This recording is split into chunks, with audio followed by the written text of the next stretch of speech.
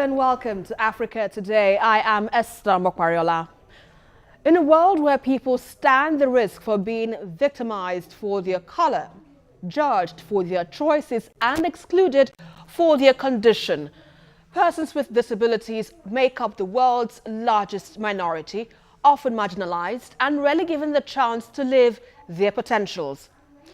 Whether significantly impaired or relatively incapacitated, disability can mean anything from poor eyesight to physical deformity, cognitive challenges, or mental illness, ensuring that existence, especially in Africa, is both a daily hard knock and a living struggle. And so we ask, what are your thoughts on the plight of persons living with disabilities across Africa, especially in Nigeria? You can join the conversation and share your thoughts with us on Twitter at TVC News NG. Well, we'll take a report now and be back with more on Africa Today.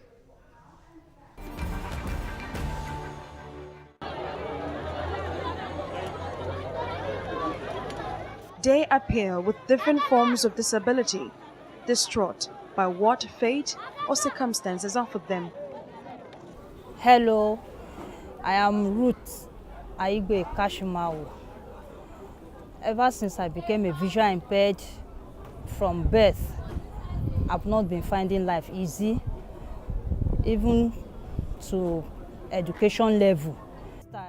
Ruth is in her mid-30s. She's a student of the University of Ibadan, Southwest Nigeria. Don't worry, Jesus said, let not your heart be troubled. She is one of these lucky ones who have access to formal education and care because she is enrolled in a non-governmental organization. Celebrated every 3rd of December, the International Day of Persons with Disabilities brings to the fore a lot of issues like stigmatization, joys of traveling. Sometimes persons with disability feel ignored. They may also be mistaken to be lazy, and relationships may seem tricky. Before any child have able to go to university, as a blind person, you have to have laptop, a digital recorder, mobility guiding cane that will enable the person to have lecture with other sighted ones in the class. So, and all these amount to about 500,000 naira if you go for the good one. Each student.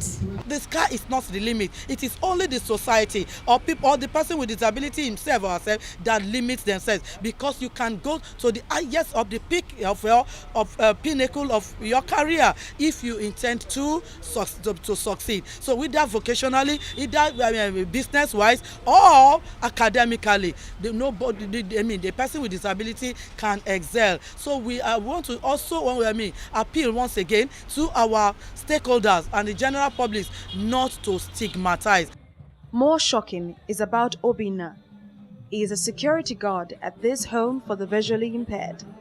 For him, his condition could have been preventable. Don't lose like 10 years or 11 years now. Because of money, and I don't have a person who will help me. That's either the glaucoma and the cataract. Because that way the thing starts.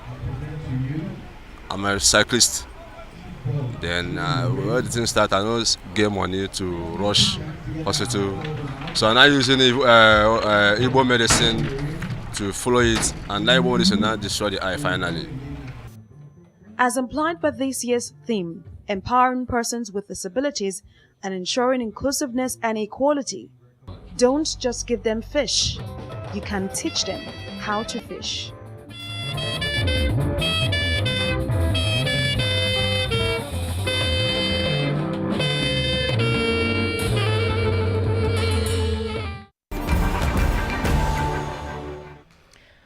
Well, now before we get into the discussion of the day, let's update you on some top stories around Africa.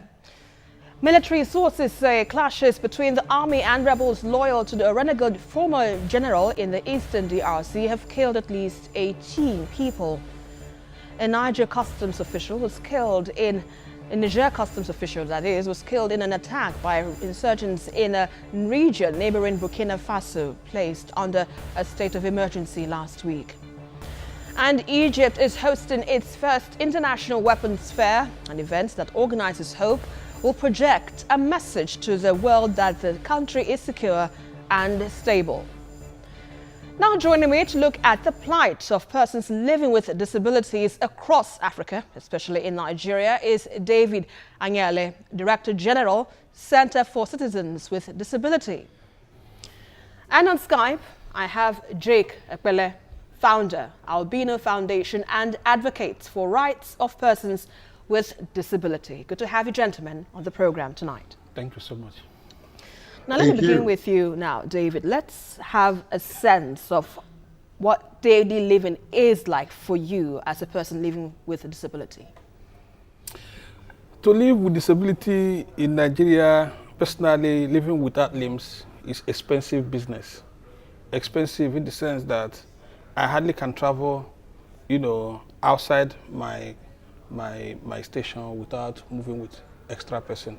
So if I'm going to travel to Abuja, take for instance now, I must go with a personal assistant who is going to help me. So what that means is that I must provide for that individual just as I provide for myself. What that means is that virtually everything I'm going to spend, I'm going to also spend for my caregiver. So if in a situation where I would ordinarily like to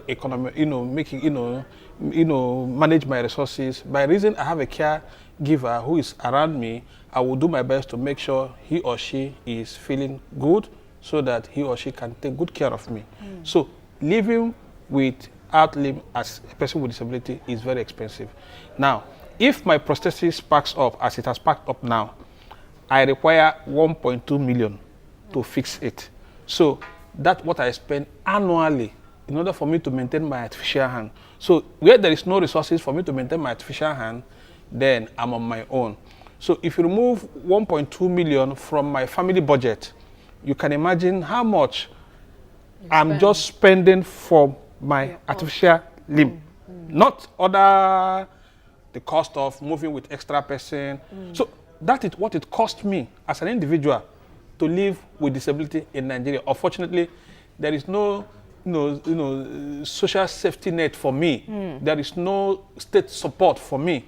There is no, other areas other than I must work extra hard in order for me to earn a living, to take care of myself, my family, and those who support me to do whatever thing I choose to do as a person with disability. Quite an analysis or quite an experience, I would say. But Mr. Jake Epelle, from your own perspective now, you're a founder of an Albino Foundation. Give us a sense of what albinos go through daily on, as it comes. Well, let me compliment what my friend David did say. I hope, let me compliment what my friend David did say by saying that persons with albinism, we are neither here nor there in the sense that we struggle within the disability community to be accepted. Most of our issues are what I will describe as invisible disability. Like my good friend David, he can find a solution to some of his problems. Unlike us, for instance, there's been no solution to our sight problems. In spite of my wearing glasses, you can still see that the glasses don't help us. I'll give you a particular example. I was presenting for the head of service today in the data gathering that was launched by the head of service. And because I couldn't see the presentation, I have to make do with what is in my mind. I have to present extemporaneously. These are some of the challenges that persons with albinism go through on a daily basis. We struggle with our sight. We struggle with the scorching effect of the sun. We struggle with open and embarrassing discrimination. We struggle with poverty, but ultimately we struggle with skin cancer, which is ravaging millions of persons with albinism in Nigeria as well as in Africa. The challenges are enormous. we have our own fair share of individual problems and challenges that we go through within the community and the society. Now, despite these challenges, Mr. Epelle, how are you able to pull through to survive economically, despite the harsh environment you find yourself in? Well, they said don't look at the clothes and conclude that the man is comfortable. You think I've pulled through? I haven't. I haven't pulled through when you have countless children who are not going to school. I have not pulled through when you have countless children and parents with albinism who can feel themselves, who can feed themselves. I have not pulled through when you have a minimum of 3 persons with albinism dying of skin cancer on a monthly basis in Nigeria. Thanks for the compliment, but I haven't pulled through. One individual who have pulled through is not good enough, because they said one blind man in the community, one man who can see with one eye man in a community of blind person is equally blind. So I thank you for the lovely compliment, but I'm not moved by that, because until the vision of Albedo Foundation is realized, which is equal opportunity for all persons with albinism in Nigeria and in the world, until the vision of persons with disability is realized, I haven't pulled through. Neither, I can also tell you that David will tell you the same thing. We have not pulled through until the community pulls through. All right, let's quickly go on a very quick break. Now you're watching Africa Today, and we're looking at the plight of disabled persons in Africa.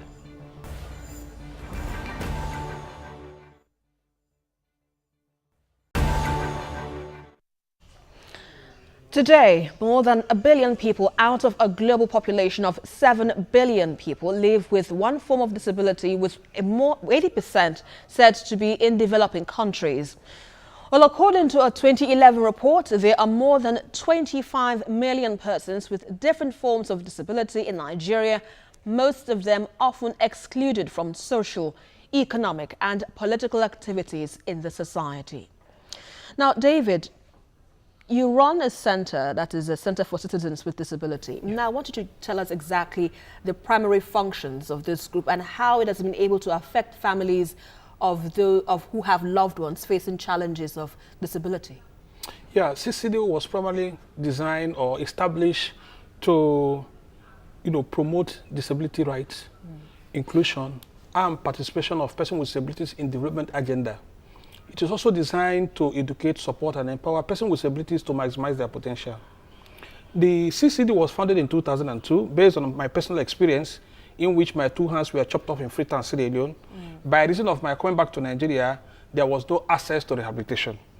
But when we discovered that issues of rehabilitation has to do with policy, we decided to focus on policy advocates. So CCD does is to gather data, support government, and to do advocacy. Train and empower stakeholders in order for them to respond to disability need. Be it government. Stakeholders, now you mean? When we talk about stakeholders, we talk about those like state actors and non-state actors. So that's what we do in CCD. Presently, we participated and led the process that led to the securing of a legislation here in Lagos State they call Lagos State Special Purpose Law. Many people didn't know how we achieved that. It was a product of civil society group, and CCD was in the forefront in securing that law. And today, many people are talking about Lagos State Special Purpose Law. And what does it do? That law provides for inclusion, for participation, criminalizing discrimination on the grounds of disability here in Lagos State, promoting for access to public infrastructure, access to education, access to public services. In fact, the bill promotes that all state and non-state institutions must conduct their products and services in such a way that people with disabilities will benefit.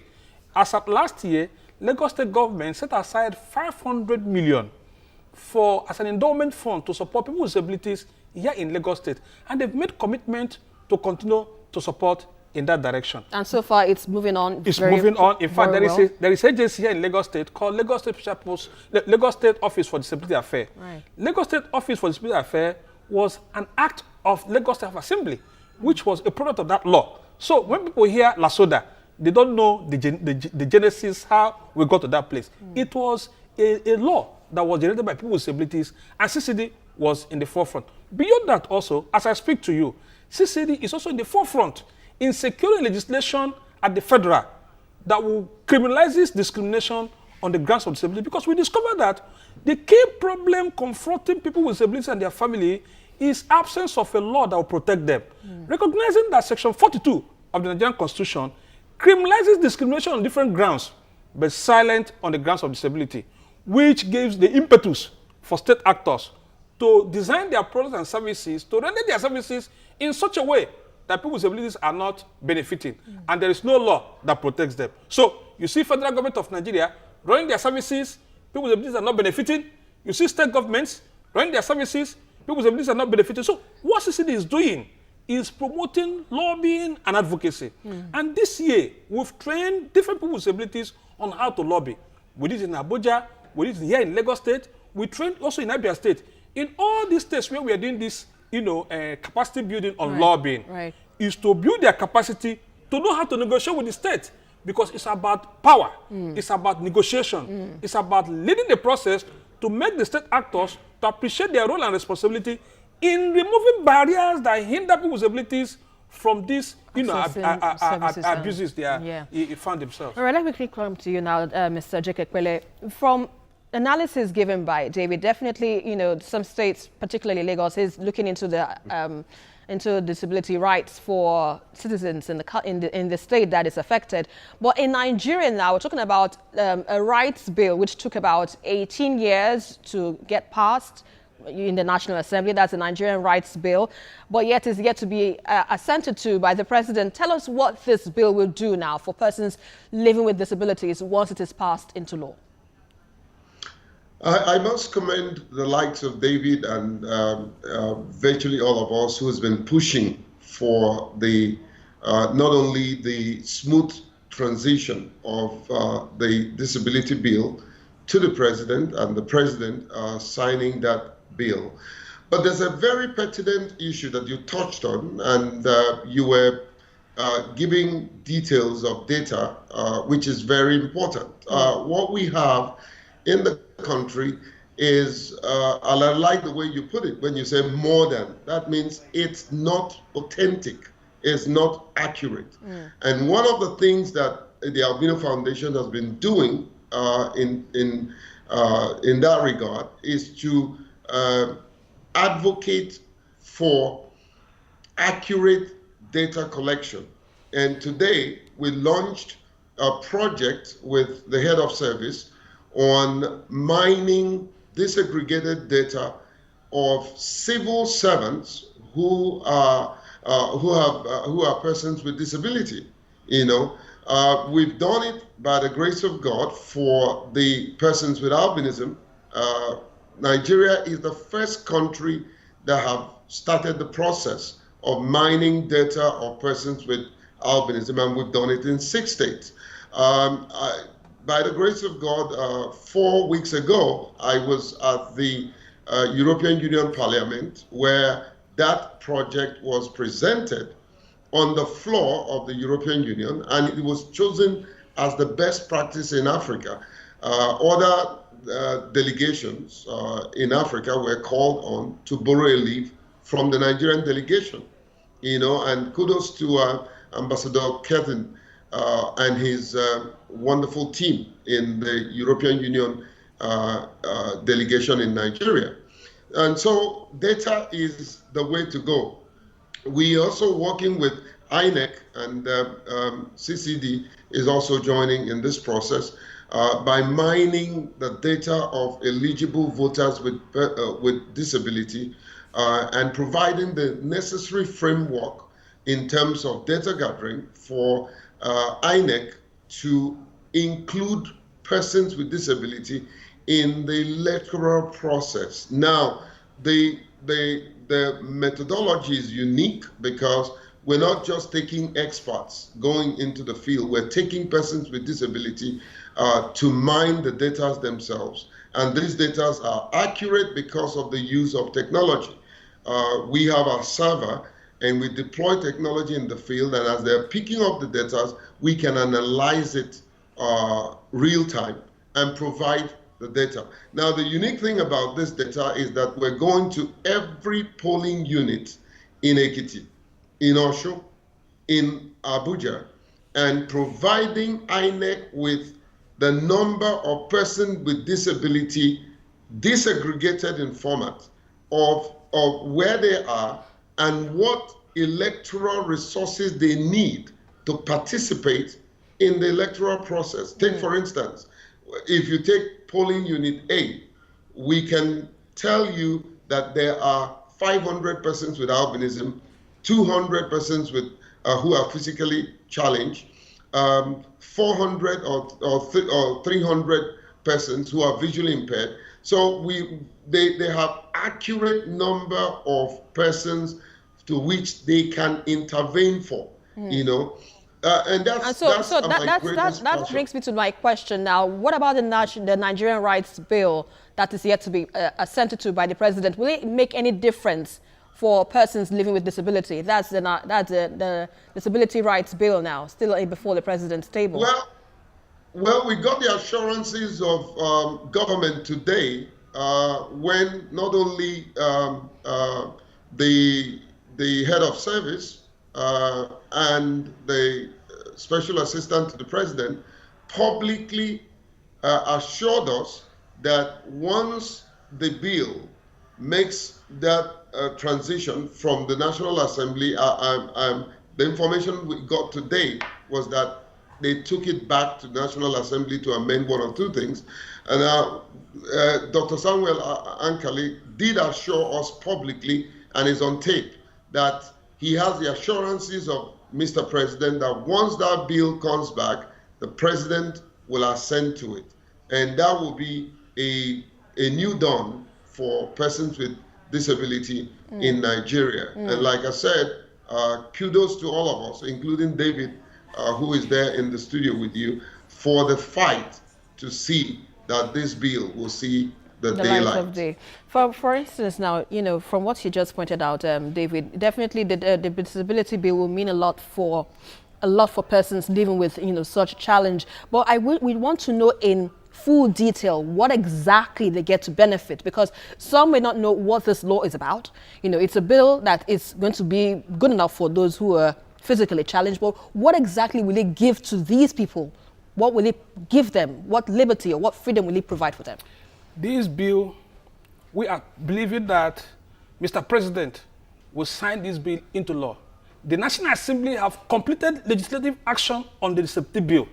The bill is expected to be signed into law by President Muhammad Buhari, in line with his promise in Lafia in 2015, in which he said that he is going to criminalize discrimination and stigmatization of people with disabilities by signing a law that will protect them.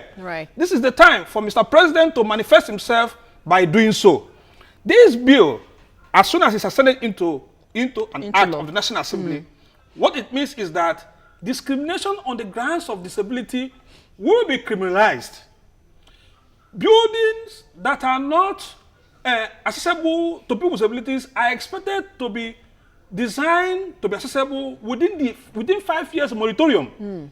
5% work employment for every state and non-state institution must be set aside for people with disabilities. The bill provides for access to education, access to health care, access to political participation. The bill provides for, you know, priority in queues, in emergency situations. The bill provides access to public transport. So that bill is rich. In fact, the bill provides for a commission that will monitor compliance by state and non-state institutions. And this commission will be manned by people with disabilities who understand the issues, who will be able to lead the state on how to, you know, operationalize the law. So we are hopeful. We are looking forward for this new dawn. We are looking forward that this day is close to us, that we'll be protected by the state. Because one of the key problems was that we are not protected by the state. The state has no protection over us by reason of absence of legislation that does so. So we are looking forward. Guess what? Early last year, federal government of Nigeria commissioned what they call revitalized primary health care centers. And they commissioned it in Abuja. Guess what? when the people who are supposed to benefit from this primary health care were mentioned, people with disabilities were excluded. They only mentioned women, children, and the elderly.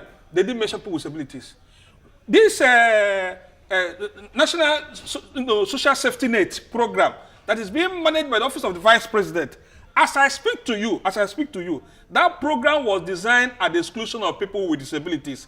Since President Muhammad Buhari entered into office, he has never made a public statement that includes people with disabilities. These are the issues this bill, as soon as it's signed into law, is going to address. Access to rehabilitation. Right. This bill is going to address it. So we are excited. We are hopeful.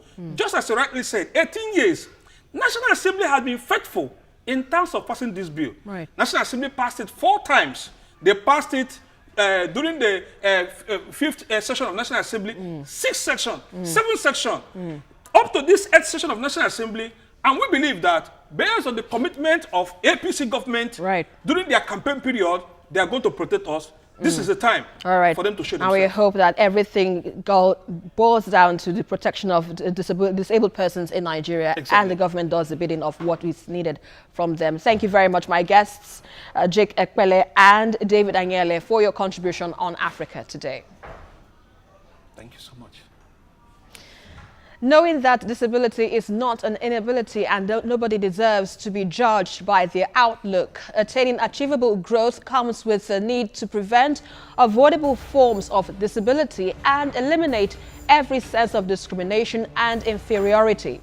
Well, it starts with tackling barriers at all levels, ensuring social inclusion and creating opportunities for persons living with disabilities to the point that no one is either left out or left behind.